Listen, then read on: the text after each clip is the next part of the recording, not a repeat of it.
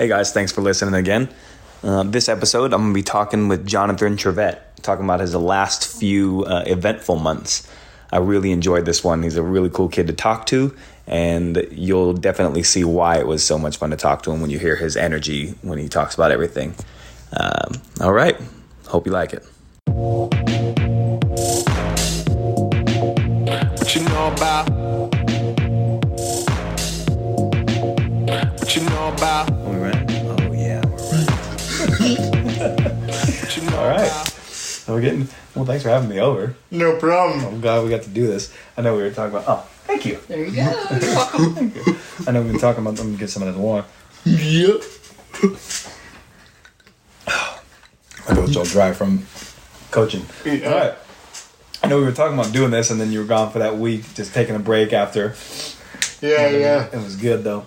So you had an eventful few weeks. I have. So tell me about everything that went on. What's new with you? So, I graduated from high school a little under 3 weeks ago, on May 24th, 2019, from Ponderosa High School.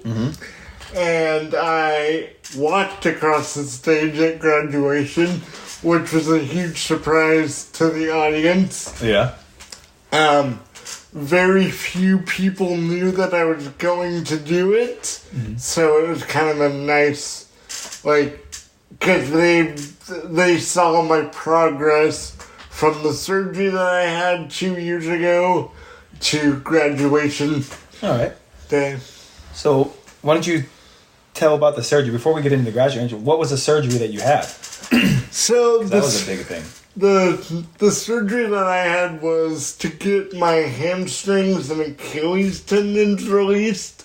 So basically what they did was they cut into my muscles and kind of casted them up for, I think it was 2 months, and just every week just stretched them out more and more, because before I had the surgery I was not able to straighten my legs out at all, and I was permanently bound to a wheelchair. Was going to be my my life, basically. Okay. And so how far were they stretching your joints every week? Did you have like a knob or something on there? Or? They had these little cutout. I'm trying to think of the word. Little cutouts that they would stick into parts of my cast, and every week, little wedges that they would stick into my cast, and every week that wedge would just get bigger and bigger and bigger. And how many weeks did you say? 2 months. I got it in October. I returned to school in January, so... Oh, you weren't going to school while you had those casts on? Nope. Because I couldn't drive my wheelchair with my feet straight out in front of me with... I think we've got 2,100 kids at our school. Okay. So, yeah, I was out of school for 10 school weeks during my sophomore year.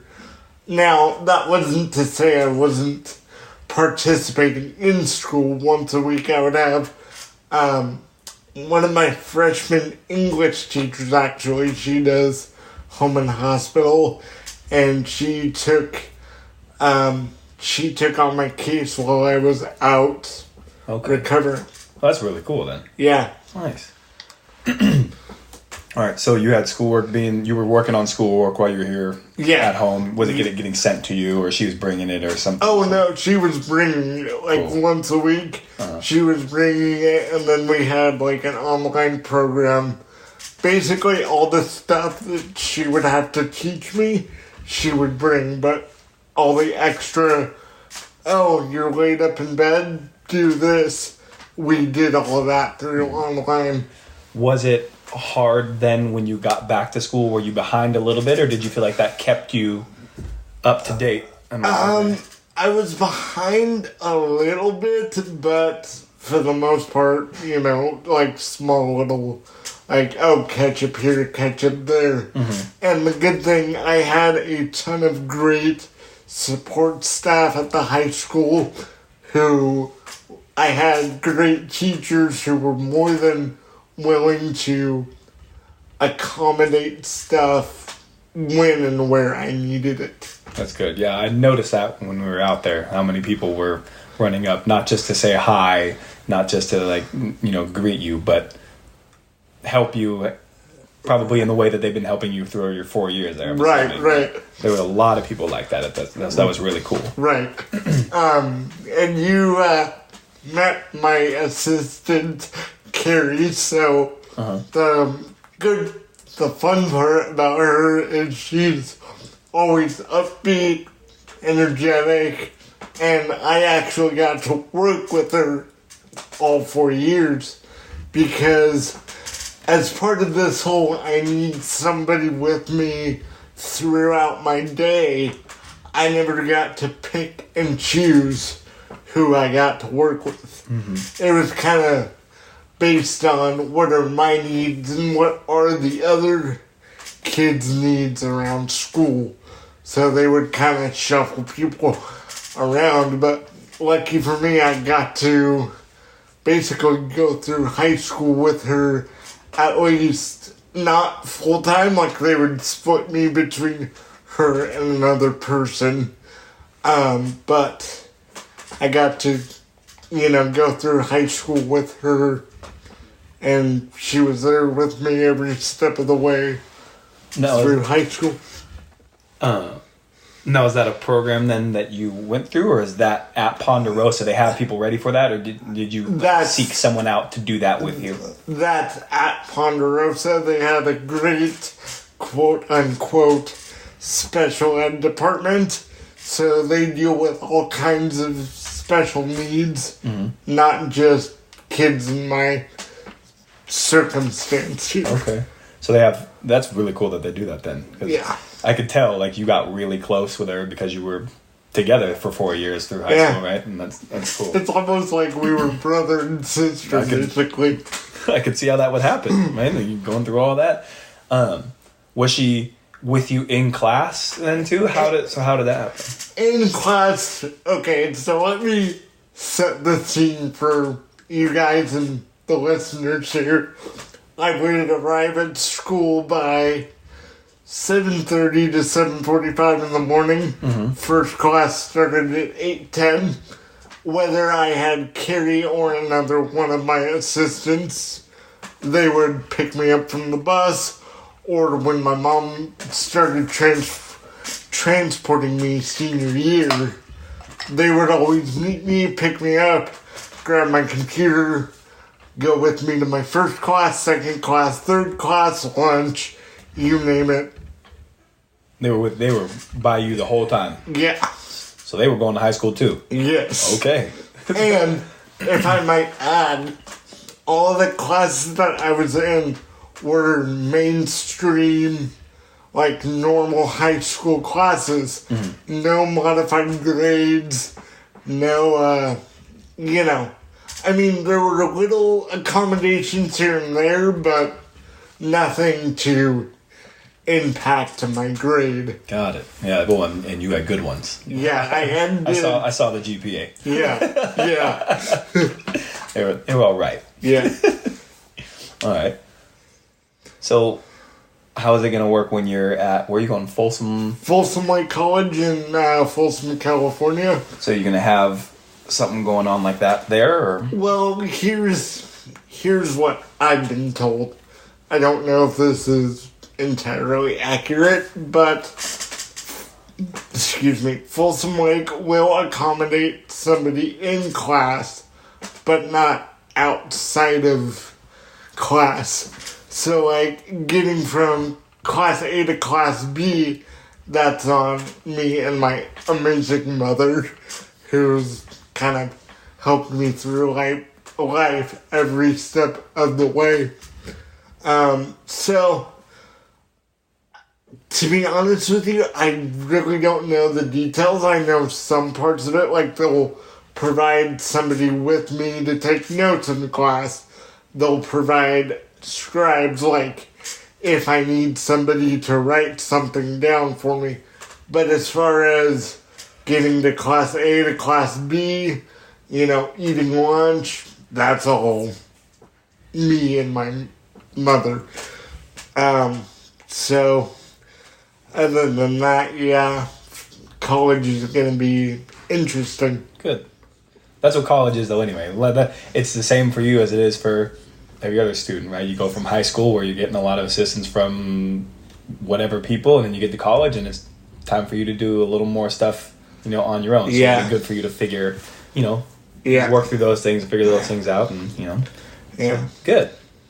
I mean, part of one of the unique things that kind of high school learned about me was I'm a pretty good self-advocate.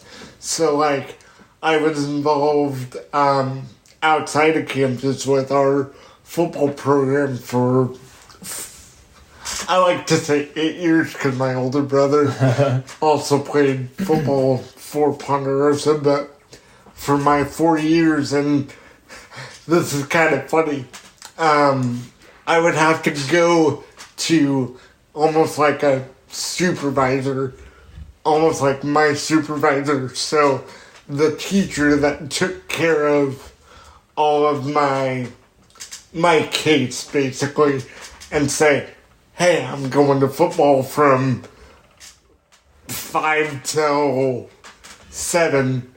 Can I get somebody to cover that? And he would take it to the proper channels, or if he wanted me to do it, I would go straight up to the head honcho of that department and just say, hey, look, I'm going to football, I'm going to homecoming, I'm going to prom, make sure all this is covered. And freshman year we had our hiccups, but junior, sophomore, junior, senior year, it was like everything fell into place, and I only stepped in when I needed to. Nice. All right. So tell me, what was your involvement then with football? Tell me about that. I was their team motivator, so I would talk to our kids at least once to twice a week at practice, and then show up on game days, and just talk to the kids before the game, talk to the kids at halftime, talk to the kids after the game, and, just kind of be a shoulder for any of, I like to think, be a shoulder for any of our kids to lean on during tough times. Mm-hmm. Almost like another coach. Okay. How'd you like doing that? I absolutely loved it. Really? If I could go back and do it again this season, I would. Yeah, absolutely loved it. Would love to do it again. Have you looked into that at all? Like how you could do that, whether you're at Folsom Lake or when you transfer to the 4 year after that? Have you looked into that? Well, Folsom Lake does not have a football team, so... That shows you how much I know. All right. That's... It's probably harder to do it there then. That's instantly out, but I do have some coaches that my brother played under that work at some high schools around here that want me basically to come help them. Plus my staff at Ponderosa want me back there too. So I think that'd be good. Options are on the table. It's more so the logistics of, okay, my mom's gonna have to drive me up there, and then here's the cool part. I've still got some connections at the high school level, where if I wanna go to a game, I can just reach out to one of my assistants, with a couple weeks' notice, and say, I want to go to this game, are you available? And almost like we built a friendship. basically. That's cool. So you can be like, oh, beginning of the season. All right, that's homecoming. I definitely want to be there. Yeah. That's cool. So you think about doing that then, or trying to at least... Yeah, keeping some sort of involvement, whatever that means. Yeah, trying to at least go to, maybe 3 or 4 games out of the season. Got it. Now, as far as... Because when I went to high school, I was on the sideline in a jersey. I was in all the team pictures when I knew what they were. I can get into that later, but basically I was another player. My name was on the roster. My jersey number was assigned. What number did you have? I had 62 freshman, junior, and senior year. And 62 is actually the number that my brother played in college when he played college football for Sierra College. Nice. Yeah, so it was kind of a memento to him. That's cool. That's really cool. Yeah. All right. So tell me about homecoming. No, I'm sorry. Not homecoming. Prom, because I know that was... I remember when you were getting ready for that. Which one? This most recent one. Okay, so most recently it was my senior prom. Yeah. And there was a friend of mine who she has a very, very mild case of cerebral palsy. Mm-hmm. And the thing about cerebral palsy is it's not necessarily a spectrum, more so than it is different kinds of cases. So, I've seen it where people can't speak, but they can walk perfectly fine. People can't walk, but they can talk fine, almost like my situation. And there's just a multitude of different cases. So, and here's the cool thing. When you look at my friend, right off the bat, you wouldn't know she has cerebral palsy. She's always kind, outgoing, always puts a smile on anyone's face. How'd you ask her? Okay, so how I asked her was, she was in our leadership class, so that's basically like student government. So, they would put on rallies, dances, all of that. Mm-hmm. And I just so happened to have one of my study halls, the period that she was in leadership. So, upon weeks of, asking her what her favorite color was, what her favorite type of candy is, is she excited for prom? Did she plan on going to prom? I kind of, I made her a poster and crashed leadership. You just drove up in there, just poster and was ready. Exactly. Of course, I cleared it with the leadership teacher first. I didn't just barge right in there. Excuse me. Yeah. Excuse me. Yeah. I have a question. Yeah. Okay. And so, obviously, she said yes. Yeah, she said yes. Was she excited? She was very excited. For a split second there, it looked like she was gonna cry, but she was excited. Good. Yeah. So how was the dance itself? The dance itself was great. We went to the state capitol Rose Garden, took our own pictures, got to the dance by 6-ish. I think doors opened at 6. And then dance got over at 10 o'clock. She was home by 11. I was home by midnight. It was a good night altogether. Love it. Yeah. Love it, dude. That's nice. Yeah. All right. Well, dang. Yeah. I'm juiced. I remember when you were talking about that, and you were like leading up to it, and I was like, oh, Yeah. okay. All right. Yeah. What? You introduced me to her at your graduation, right? Did I? I don't remember. I don't know. I met a lot of people while you graduated. Let's talk about that then. Yeah.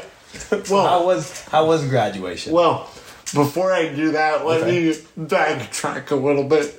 So, I had my surgery in October 26th of 2016, which was sophomore year. Okay. I was in a cast for 2 months, like I said.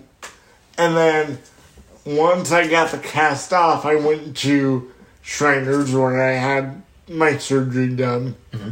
And it was really intense rehab, for 5 days straight, twice a day. Oh, yeah. Couple days. Yeah, just getting myself, more acquitted to my new legs, shall we say. Yeah, I hadn't used them in that way yet. Yeah, I hadn't used them at all, basically. And so, once I got out of the really intensive rehab, I went back to my own therapy that was local to us at the time. And I did that 3 days a week, Monday, Wednesday, Friday, 5:30 in the morning. I would get up by 5:30, I would be out the door by 6, at therapy by 6:15 in the morning, work out for 45 minutes, jet back home, catch the bus, go to school from 8 to 2, and then if I had football involvement, that would be from 2 till 5:30-ish. And on a game day, especially when we were on the road, those were the long days because it would be I would be up at 5:30 working out, catch the bus, go 8 to 2, and then get on the bus for football.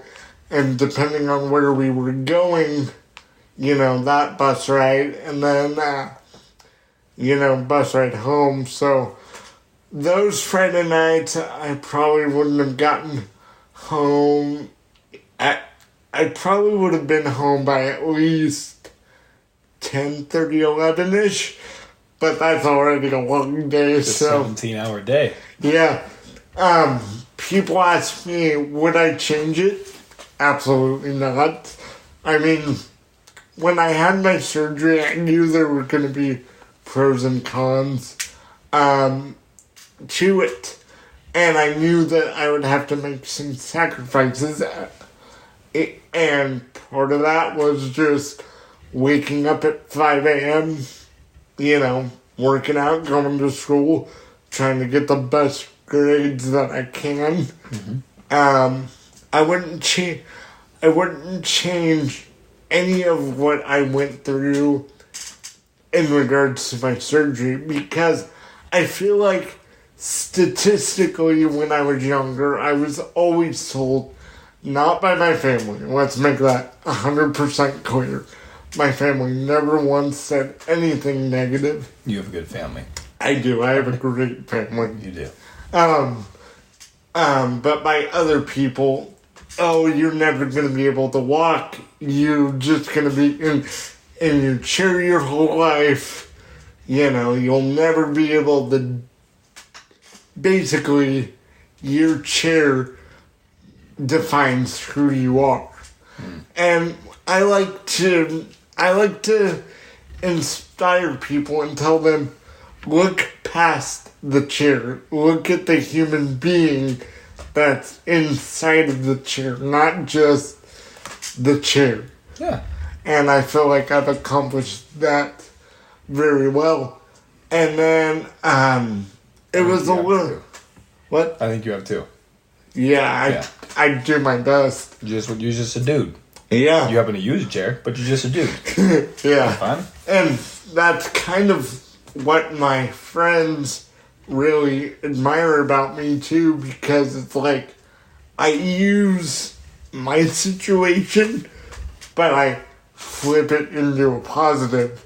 So, like, if you're going through a tough day, I'd be the type of friend to just, come up to you, give you a hug, ask you how your day was, and see if I can help you in any way. And that's just that's my personality in a nutshell. I mean, I'll do the best that I can to help you in whatever situation that I can. Yeah, I've seen that. You come into the facility and you go, "Hey, bud, how was your day?" Yeah. Yeah. I don't know any 18, 19-year-olds that call me bud. Yeah. like they're just making sure I'm cool. Hey, bud, you good? Yeah, I'm fine. You good? It's hot outside. I've been here in the air conditioning. Yeah. It's 103 degrees. Are you okay? Your face is red. Yeah. I'm good, man. Okay. Yeah. Good. And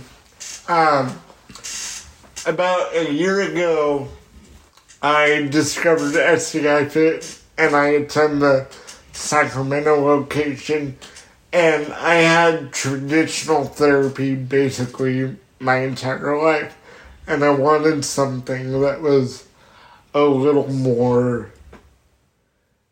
intense. Well, not intense, but something a little different. So I'm like, I heard good reviews about SCI Fit, and I figured, why not give it a shot and see what we can do. And when I told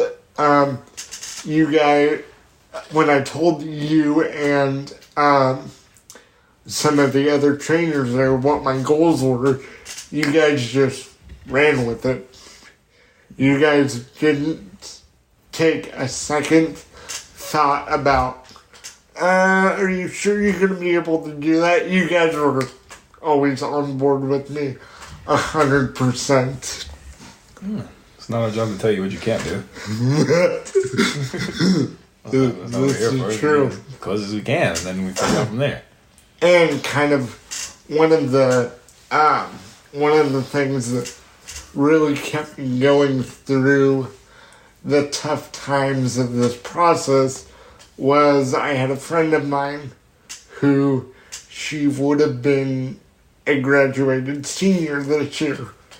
But unfortunately, a year ago during finals, we get told that there was a car accident, car caught on fire, and it was one of my friends inside. She was a football coach's daughter, so almost like a sister to me in a way. And I remember I was sitting in my 4th period class, and just all of a sudden we get a vice principal that comes in, pulls our teacher to the side, then the teacher pulls my assistant to the side. So I was kind of just sitting there thinking, okay, I wonder what's going on. And then my assistant pulls me out of the classroom, and I'm like, okay, this is weird. Yeah. And my assistant, she did her best, I mean, she wasn't weeping, but you can tell that she had tears coming down her face. And I remember asking her, I'm like, Carrie, are you okay? And she's like, there was an accident. We think we know who it was. And you know the family and you know her. And when she told me who it was, at first it was like, there's gotta be a mistake, And so my teacher who was giving us the final, she pulled all of her friends that in that class into a back room and said, you guys just do your best on the final. I'm gonna basically grade it on what you put down and how much you've distributed over the year, because I know your heads are in all kinds of different places. And so That's nice. And so one thing that I did was I took the final, turned it in, got a grade, whatever. But one thing that I did was I went up to our counseling center and just sat there for people to come in. You know, they needed someone to talk to, you know, and plus the entire time I was thinking about my coach, how he was holding up with this. Mm-hmm. And I remember texting him that day and saying, I've got you back. My family's here with you. If you need anything, call me. Mm-hmm. And I saw him a couple days after the incident, and he looks me square in the face and he says, Johnathan, you know what you need to do. She's up there watching you. Because he knew it was always my goal to walk at graduation. Mm-hmm. So that was kind of a good motivator for me, and it gave me something, you know, to not lose sight of what I had to do. So she was a major driving force behind it. I didn't know that. Absolutely. And she got to see you do it. Yep.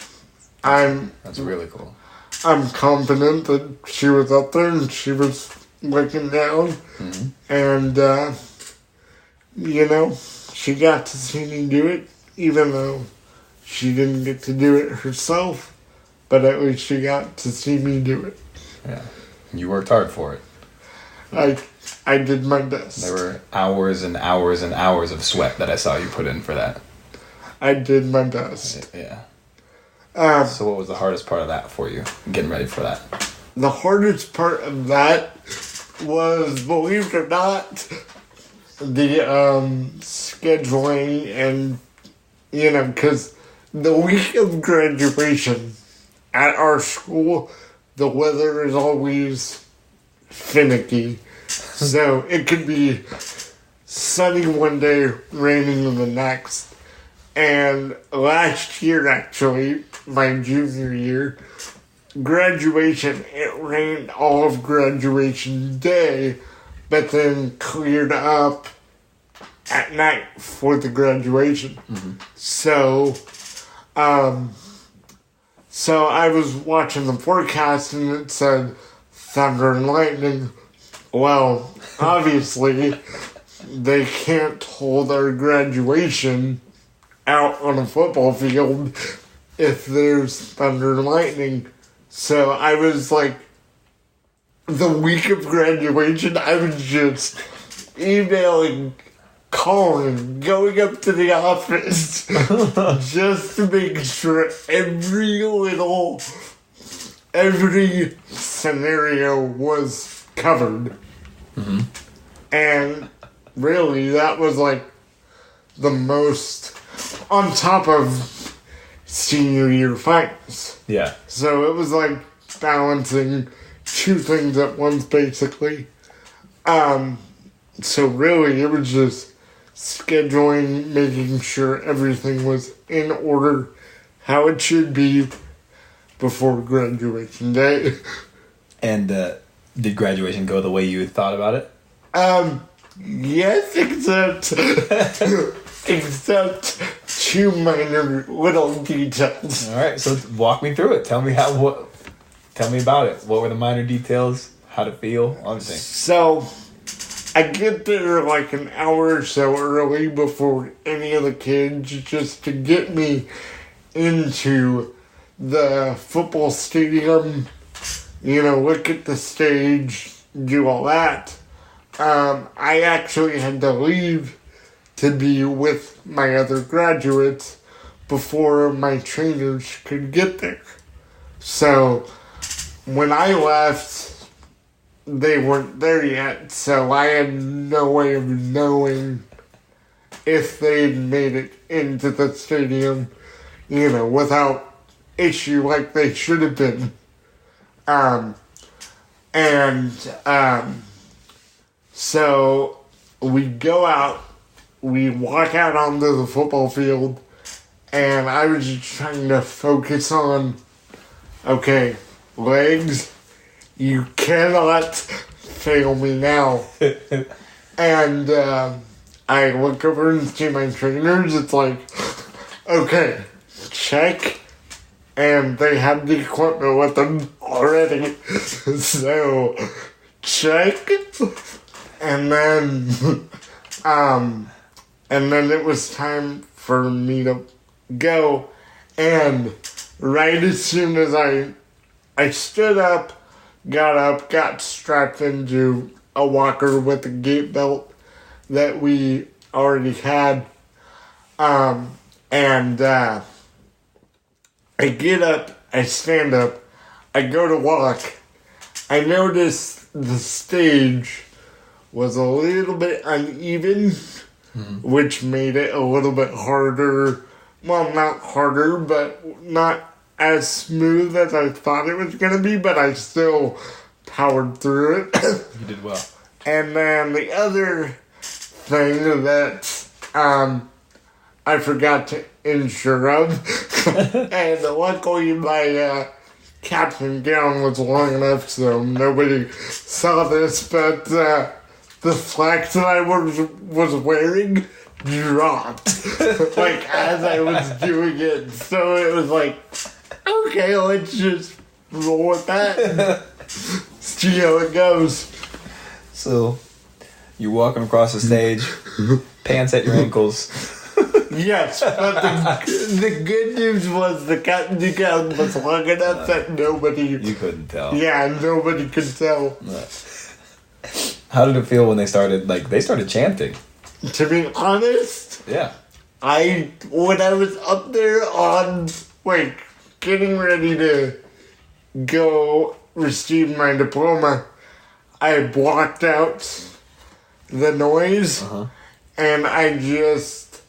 I basically focused on my trainer, focused on walking. It wasn't until I got back into my chair, went down the ramp that we had to the stage, and got back to where I was that I just looked up into the sky, and it was a beautiful night that night. And I just thought, my God, did I just do that? And then watching the videos back that we got, then I saw the crowd chanting, the standing ovation, basically everything that I blocked out, and it was like, wow. Yeah, you were game faced that day. Yeah. And the bottom line is, I couldn't have done any of what I did without my amazing trainers and my amazing family, especially my mother. She's the one who drives me from doctor's appointment to college to freshman year before we had a bus for our football team that could accommodate me. She would be driving me to football every week. She's a rider. Yep. She's here all the time. She's down. Yep. That's legit. Yep. So you rode on the bus with the football team. How did that happen? So basically what I was told was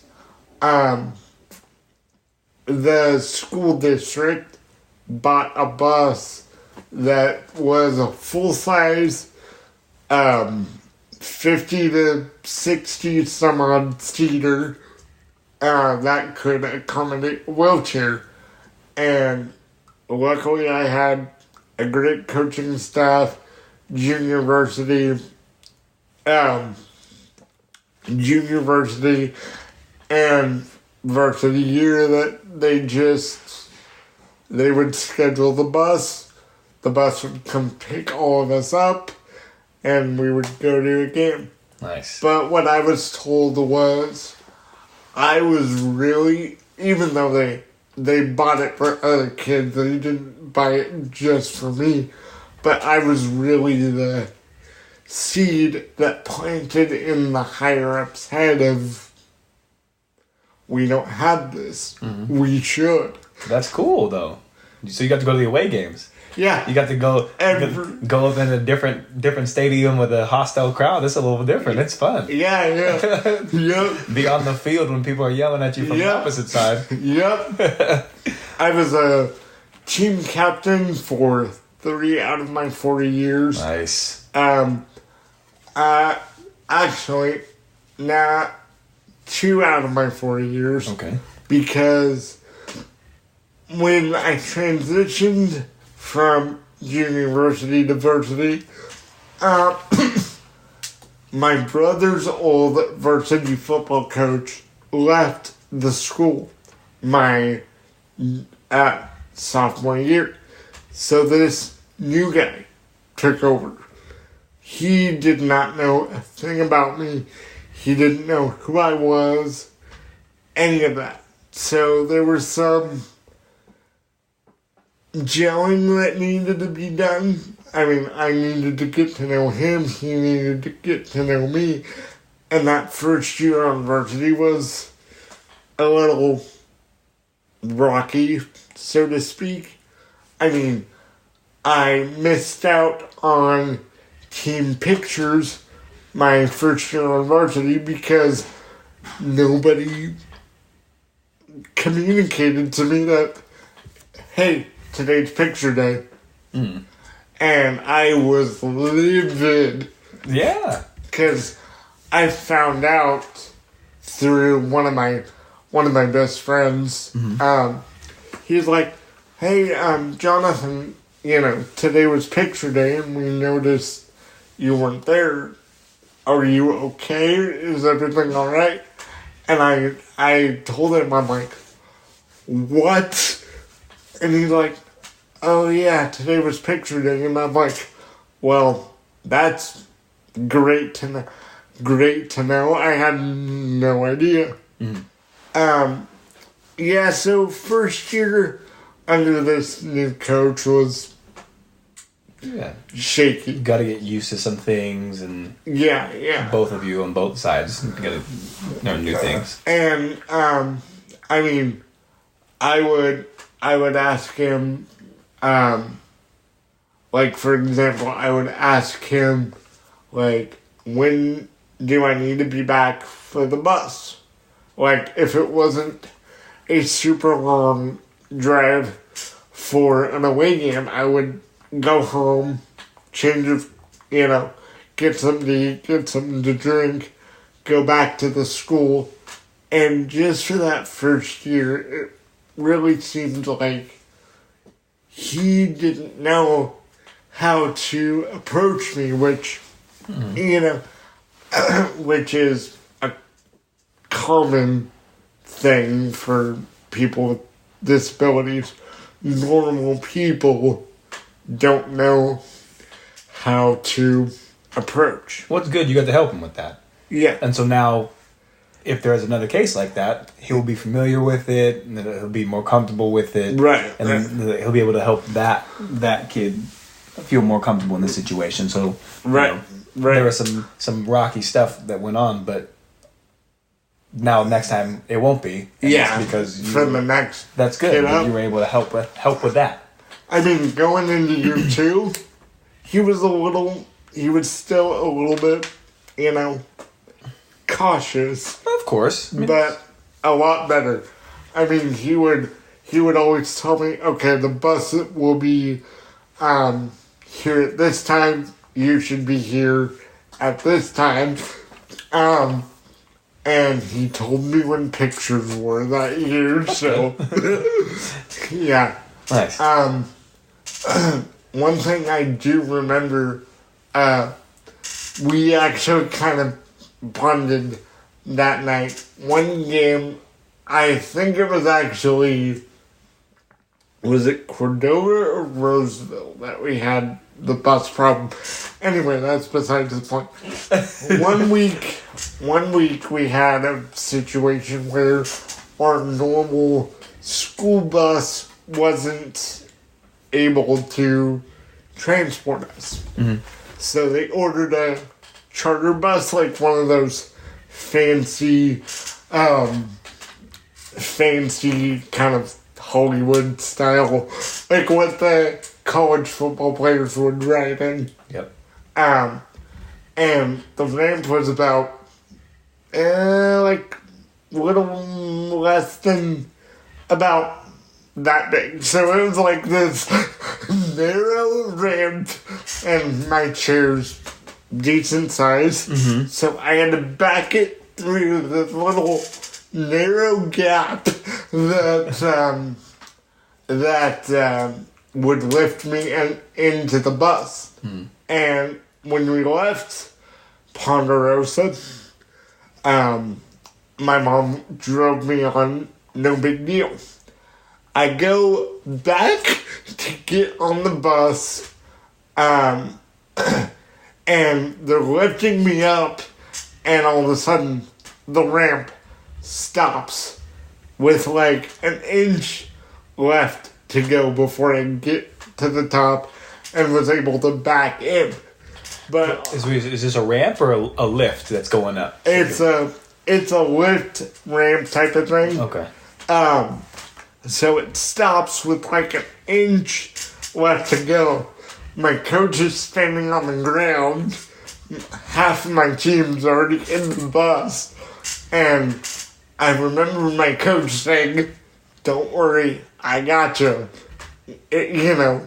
And it's like, dude, what are you going to do if this ramp just flat out slammed into the ground? There's not much you wouldn't be able to do. No, the chairs are heavy. He finally got my offensive line to literally pick me up. Like, with the chair? Yeah, pick me and the chair up while I backed it into the bus. And we got me tied down and strapped in. I made it home safe and sound, but that was love it. Terrifying. That's super cool, though. You had your lineman pick you up. Yeah, and then when we got back, I'm like the first one on, last one off type of deal. I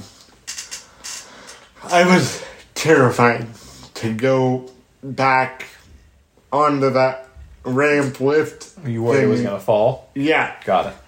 This time, my mom was, standing down there, and my coach was right at my back, saying, "Okay, go this way. You're good. A little more this way," because it was a lot narrower than the ramps that I was used to. Mm-hmm. Yeah, so we kind of bonded that night, and at our senior year banquet, he actually admitted in front of all the parents, he's like, "When I first met this kid, I didn't know how to approach." And he's like, "Thankfully, as I got to know him more and more, I realized he was just another player. And he would always uplift our guys. He would always talk to the guys, So, changes were made." Yeah, that's good. Yeah. Mm-hmm. Did you, were you able to take pictures with all them and hang out with all, like, the football players and stuff at graduation or after graduation? Ooh, after graduation. So, the way graduation worked for me was, I was the very front row, the last person to go in that row, and Coach Johnson, the coach that we had, he was the last row, and I told, the people that I work with, if the football coach gets the entire football team, I want to be a part of that. He got a majority of them, but not all of them. Mm-hmm. So I went with one of my favorite teachers. And then after graduation, I attended our Sober Grad Night program, which was until 5 a.m. in the morning. And how was that? that was fun. I mean, they had coffee there until like 2 a.m. So Where was that? it was on our campus, actually. Really? Yeah. So what do you do? What was going on campus? They had everything. They had poker tables, hypnotists, photo booths. I mean, you name it, they had it. And you were getting down with everything? Yes. What was the best part of that? The best part of that really was just hanging out with the kids that were there. I mean, not every single No. kid was there, but a good majority of my friends. Yeah. I mean, I have one of my really good friends. I've known him for 10 years. Mm-hmm. I mean, we went through kindergarten through high school together. And I remember when I told him that I would gain the ability to walk, he just smiled from ear to ear. Yeah.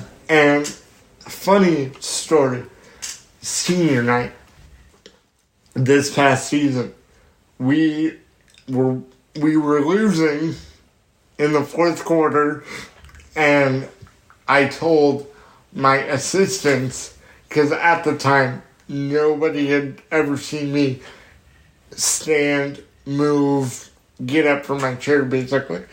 I told my assistants, if we win, I want to make it special. So I called my mom and said, Mom, how quickly can you get back to Ponderosa? We've got 4 minutes left in the fourth quarter. If we win, I'm standing up. And we won that night. And I'm not kidding you, when I stood up, about 80% of that team was wet-eyed and tears running down their face. Yeah, I bet. And, you know, for me, it's not like, oh, look at what I've done. You know, I'm all this in a bag of chips. It's... I haven't heard anyone say that in so long. So it's basically, it's not about me. It's more so, look at the impact that I made on people and on these guys. And they were just happy to see it. Mm-hmm. How did you stand up that day? I had, because I didn't have no equipment with me, so my mom grabbed one arm, my stepdad grabbed the other while I pushed up through my legs, and then as soon as I got up, my quarterback just comes around and just barags me and lifts me up, and he would not let me go. Good. Yeah.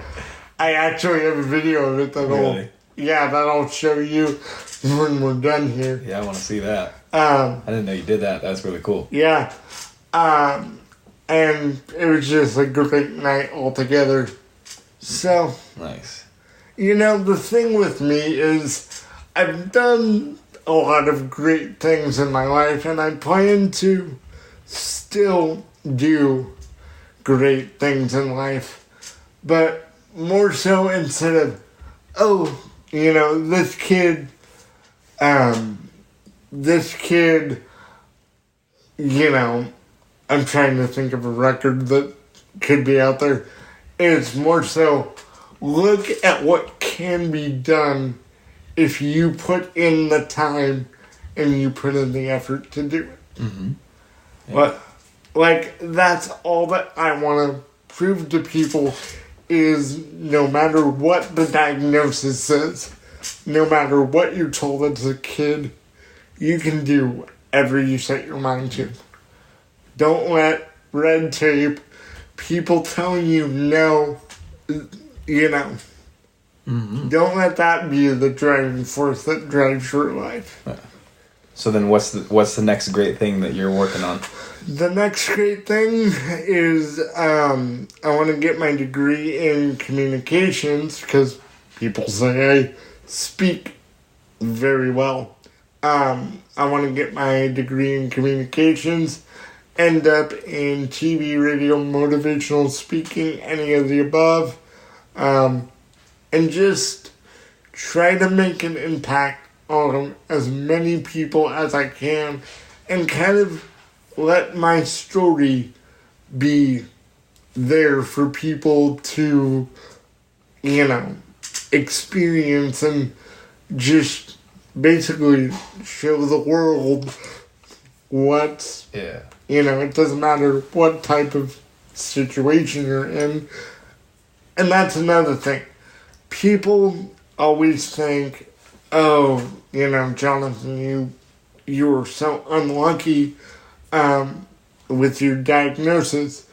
And I don't look at it as I'm unlucky. I just got dealt some unfortunate cards. Because, I've seen it where, kids can't talk. Kids are on feeding tubes. Kids are, not cognitive at all. And I thank God that, even though my situation was unfortunate, I thank God that I'm not in that position. You know what? You're doing pretty well. Yeah. Yeah, you're doing things that a lot of people weren't ready for you to do. Yeah. Weren't expecting you to do. And it's been a lot of fun to watch. Yeah. A lot of fun to watch. And I can't wait to see how everything goes for you in the future. Yeah. And we'll be around for it. Yeah, we will. All right, dude. I think that's a good place to call that. Yeah. I love it. Yeah. Nice job. Thank you. What you know about? What you know about? What you know about?